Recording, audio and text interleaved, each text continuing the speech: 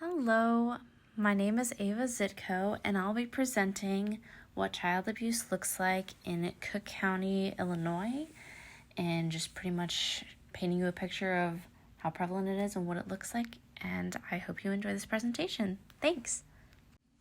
All right. As of our 2020 census, the population of Cook County is 5,275,541 people, and that includes races such as white, Hispanic, African Americans, and smaller ones such as Asians, 2 or more races, American Indians, and Alaska Natives. There is a significant amount of poverty in Cook County, and even though it is only around 12.9%, it still equals around 680,544 individuals. And another sad thing is that only 11% don't have access to health care or health insurance. Now, transitioning into the abuse part, the main types of reported abuse include sexual abuse, the overall just abuse category, neglect, human trafficking, substance-exposed infants, and other cases also include death/serious harm reports. All right, now when talking about other regions, including Cook County, Cook and Central Region had similar numbers to sexual abuse reports.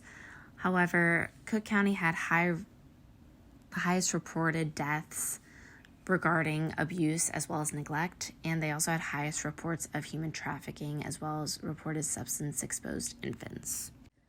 Due to the multitude of types of abuse going on in Cook County, there are only around 6,257 kids that are in foster care, and the majority of them being Black or African Americans, also being between the ages of 0 and 5, and about 50-50 is both male and female. Before 2011, there were almost 1,000 kids that had been trafficked, and actually that most recent number is around 193, so we've seen a drastic decrease, and that would be due to a huge amount of hotline reporting that's been going on in the last few years. The Illinois Department of Children and Family Services website actually has a multitude of resources for families and communities to use. This can include education services as well as family advocacy centers and where to find types of support services.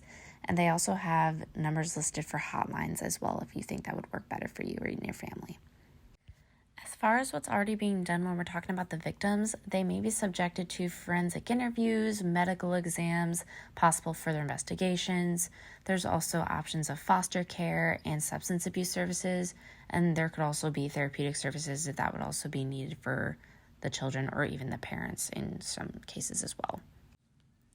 Okay, the role of Child Protective Services would be to intervene when there could be a concern regarding a child's well-being, and children are such vulnerable beings, and that is important that we protect those who can't protect themselves. All right, and lastly, as far as recommendations go, I would say just continue educating families and children at younger ages about signs of abuse and neglect and who to go to, who to not go to, and also reinforce the idea that hotline calls are worth saving a child's life, and you also don't have to be a mandated reporter in order to make any sort of report. It's always encouraged, especially if you see something that's not looking quite right.